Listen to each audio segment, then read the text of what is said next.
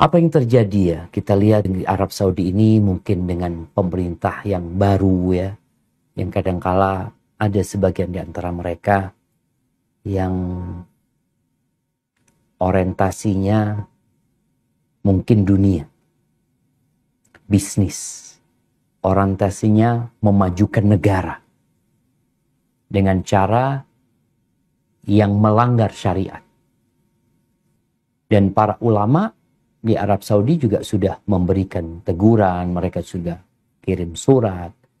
Tapi kita tahu bahwasanya yang namanya pemerintah, yang namanya penguasa, ya mereka yang berkuasa. Tugas kita ketika melihat yang seperti itu, jangan bicara di Arab Saudi, di negeri kita, tugas kita sebagai rakyat adalah bagaimana memberikan nasihat, memberikan masukan, sambil terus mendoakan. Karena apa yang kita lihat di Arab Saudi ini menunjukkan kemunduran, sebenarnya bukan kemajuan. Karena di Arab Saudi banyak orang-orang yang belajar di luar. Yang ketika dia belajar di luar, dia berpikir bahwasanya orang-orang di luar sana belajar di Amerika, di Eropa, mereka itu maju karena meninggalkan agama. Maka mereka berpikir kalau umat Islam meninggalkan agama akan maju. Ini pemikiran yang terbalik. Mereka maju karena meninggalkan agama karena agamanya nggak benar. Tapi umat Islam mundur ketika meninggalkan agama. Baca sejarah. Bahwasanya umat Islam itu maju tatkala mereka berpegang teguh dengan agama.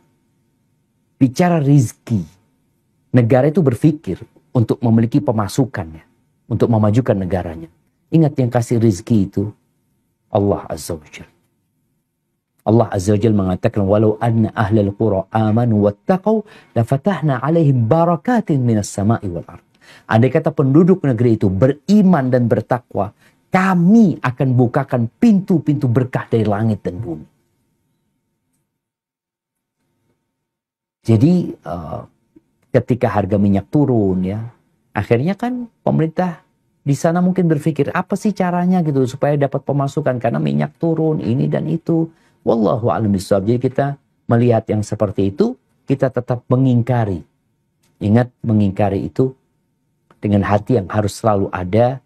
Kalau kita bisa dengan lisan kita sampaikan, tapi karena kita nggak mungkin menyampaikan, kita nggak ada jalan ke sana. Dan alhamdulillah para ulama, kita membaca bagaimana mereka telah menyurati, mereka berjumpa. Tapi sekali lagi, mereka hanya bisa menyampaikan hal itu, ya sisanya kita mendoakan.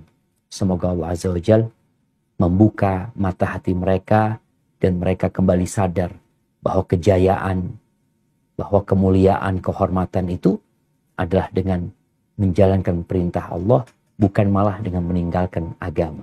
Yang ada ketika agama